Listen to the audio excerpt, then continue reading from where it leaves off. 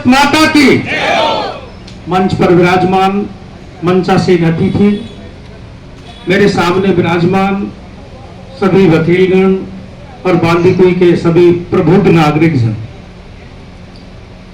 देखो आपने बड़ी मेहनत करके यहां से विधायक चुना है। अब मेरा दायित्व तो बनता है कि मैं भी मेहनत करूं।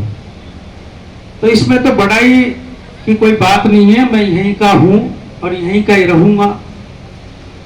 और चुनाव से पहले एक बात हुआ करती भाई लोकल साहब, लोकल माल नहीं, क्योंकि आप उपभोक्ता से कहीं माल लोकल के कहीं कोर्ट में मल ले जाना मामले को। रहने वाला लोकल हो लेकिन माल ओरिजिनल है, आप निश्चिंत रहें। अभी वकील साहब ने कहा कि देखो मांगों पे पहले ध्यान दे देनी चाहिए, वैसे फजूल की बातें तो अपन करते ही रहेंगे, यहीं रहेंगे। देखो जब बजट का समय आया तो बजट से पहले बांदीकुई के हर संगठन के लोगों को, हर वर्ग के लोगों को मैंने बुलाकर राय ली कि भाई बांदीकुई की जो मुख्य आवश्यकता और मुख्य समस्या क्या है।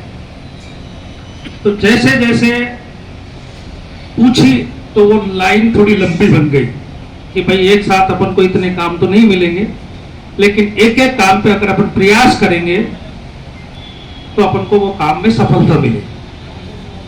आपने मुझे 3 काम बताए थे, एक तो उपभोक्ता कोर्ट कैंप का, दूसरा SC ST पोस्को की सुनवाई ही हो, और तीसरा बताया था बिल्डिंग।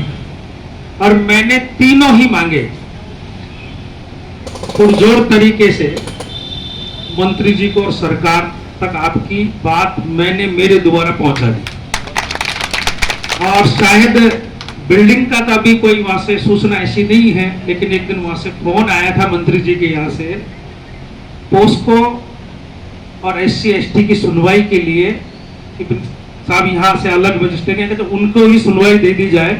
मैंने कहा साहब हमें तो सुनवाई होनी चाहिए, सुनेगा मजिस्ट्रेट ही, चाहे वो अलग से सुने चाहे वो ही सुने, तो हमें तो हमारा काम चाहिए। आप निश्चित रहें, आपके जो भी कोई काम है और भी आते रहेंगे, क्योंकि समय परिवर्तनशील होता है और परिवर्तन के हिसाब से आदमी जो जो समय निकलता है वैसे वैसे आदमी की आवश्यकता के अनुसार आदमी के काम होने चाहिए। और साहब अभी कह रहे थे कि महंगे कपड़े जूते, वो बात तो ठीक है, लेकिन साहब पानी और पैसा जब तक बहेगा नहीं तो गंदगी जम जाएगी।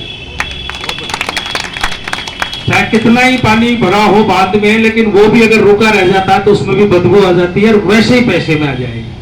बाजार का जब तक रोटेशन नहीं चलेगा तो ये आर्थिक मंदी आ जाएगी साहब।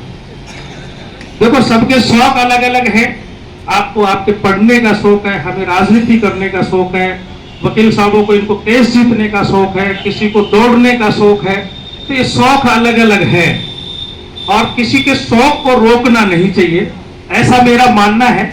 अगर किसी के पास है तो खर्च भी करना चाहिए, क्यों खर्चे तो बड़े बिन खर्चे घट जाए। भाई जैसे जैसे खर्च करेंगे तो पैसा और विद्या, इसको तो जितना आप रोटेशन घुमाओगे उतना रोटेशन बढ़ता चला जाएगा। रोटेशन जब तक नहीं होगा जब तक मामला बाजार भी मद्दी में आ जाएगा, साहब पैसा कहां से आएगा, क्योंकि सरकार को पैसा भी कर्मचारियों को भी देना होता है, विकास के कार्यों में भी देना होता है। जब बाजार से GST नहीं आएगी, फैक्ट्रियों से जो और कोई चीज नहीं आएगी तो फिर सिस्टम गलत हो जाएगा। इसलिए उस पक्ष में तो मैं नहीं हूं, जैसा जीवन जो आदमी जी रहा है उसको जीना चाहिए, लेकिन फूड पे जो नियम बने हैं उन पे आप भी थोड़े जागरूक और करो। इनको जब भी दोबारा कैंप लगे आप एक बार महीने में, मैं सहमति देता हूं कि आप ऐसी तारीख तय कर ले, उस दिन मैं भी रहूंगा और किसी का भला हो जाए।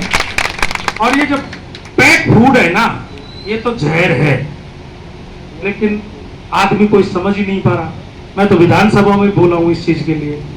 पहले आदमी को धोखे से जहर दिया जाता, धोखे से थोड़ा थोड़ा। अब आदमी अपने बच्चों को बाजार जाकर पैसे खर्च कर घर लाके जहर दिया। अपन को भी सोच में बदलाव करना पड़ेगा। और ये जो पैक फूड है कब के बने हुए हैं, क्या चीज है, अपन सुबह खाना बनाते हैं शाम तक उसमें ही भाई गर्मी के टाइम तो शाम तक खाने लायक नहीं होता है। और ये जो कब का बना हुआ है, कब की डेट है, क्या चीज है, 6-6 महीने की, ऐसी क्या चीज, कोई ना कोई चीज तो केमिकल डाला ही होगा ना भाई। 6 महीने जो कोई चीज रुक रही है तो उसमें कोई न कोई तो सिस्टम ऐसा डाला है तो जो अपने शरीर को नुकसान करेगा और उसको बचाए। तो पैक फूड कम से कम यथासंभव हो तो बचे, और फिर भी अगर कोई ऐसी परिस्थितियां बन गई कि भाई अपन को तो पैक फूड खाना ही है तो कम खाएं। ऐसी चीजें खाने के लिए उन चीजों से बचें। और एक स्टेडियम की भी अपनी घोषणा हो गई थी, माननीय मंत्री जी उस दिन पौधारोपण कार्यक्रम में आए थे, उस दिन उनसे घोषणा करवा ली थी, उसकी कागज भी चला दिए, क्योंकि एक स्टेडियम भी बहुत बनना जरूरी था। अध्यक्ष महोदय, ये रेल नगरी भी है और ये खेल नगरी भी है। तो खेल नगरी के हिसाब से क्या एक स्टेडियम नहीं था तो उसकी भी हमने घोषणा करा ली, और उसकी भी घोषणा करा ली, उस पर काम चालू है और जल्दी ही उसका भी निर्माण होगा। चाहे वो किसी भी परिस्थितियों में होगा, उनका कोई पेमेंट नहीं है। मनिक साहब हमारे यहाँ DMFT में पड़ा है 50 लाख रुपए, उस पैसे को इसमें लगा लिया जाए। कुछ पैसा मैं मेरे कोटे से दे देता हूँ, और नरेगा में 40 लाख रुपए, 40-60 के रेसे, कुछ ऐसा रेसा है, उस रेसे से इसमें एक यहाँ से दे दे, एक गवर्नमेंट दे देगी। अगर आप जन सहभागिता में करा लो, मनिक साहब हम कराने के लिए तैयार। अब नहीं होगा तो साहब बांदीकुई की जो जनता है इस काम में बहुत आगे है। अगर जिस दिन घर से निकलेंगे ना उस दिन पैसा ही पैसा कर देंगे, जितना सरकार देगी उतनी बांदीकुई से भी हम करवा के ऐसे कामों में हमारे गांव का यानी कि कोई भी आदमी पीछे नहीं। और आप निश्चिंत रहें, आप और हम जब तक मिलकर काम नहीं करेंगे, क्योंकि जनता और नेता दोनों मिलकर जब तक काम नहीं करेंगे जब तक विकास को गति नहीं पहुंचेगी।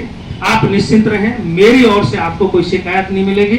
और बांदीकुई की हर आवाज को समय पे, एक तो होता है कि मैं उठाऊंगा, लेकिन समय पे उठाऊंगा। आप मुझे बताते रहना, क्योंकि आपने वहां मुझे चुनकर भेजा है, वहां मुझे आपके हक और अधिकारों के लिए बोलने का अवसर मिलता है, उसके लिए मैं कभी पीछे नहीं रहूंगा। जय हिंद, जय भारत।